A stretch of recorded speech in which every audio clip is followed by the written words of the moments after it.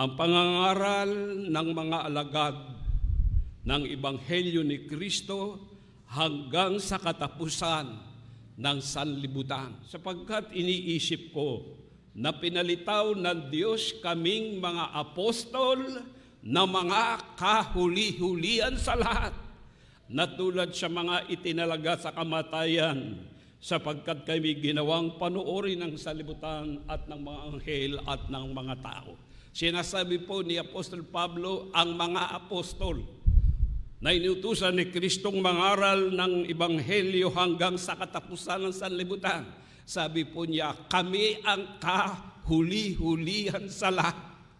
Pagkatapos nila, wala nang babangon na mangangaral ng Ebanghelyo. Pagkatapos nila, mga kapatid ko, wala na pong lilitaw na sugong mangangaral ng Ebanghelyo. Kaya ano po ang ibig ipaunawa nito sa atin? Sa ngayon, maraming mga mangangaral na sinasabi, inaangkin, sila ang mga sugo sa huling araw. Ang mga apostol, ang mga alagad ng Panginoong Jesucristo, sila ang kahuli-hulihan sa lahat. At ang lawak, sakop ng kanilang pangangaral sa buong sanlibutan hanggang sa katapusan ng sanlibutan, mga kapatid.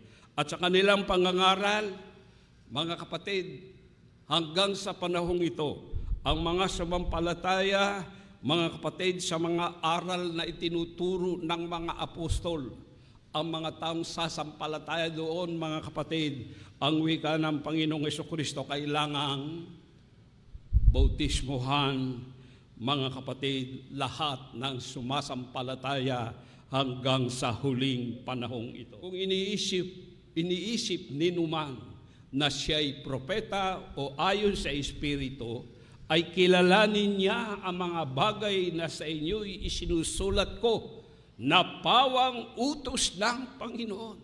Pawang utos ng Panginoon. Yung mga bagay na isinulat ng mga alagad, yung mga aral na kanilang isinulat sa tinatawag na mga scrolls, mga kapatid, sa panahon ito po ganitong aklat ng Biblia, ang mga nasusulat dito'y pawang utos ng Panginoon.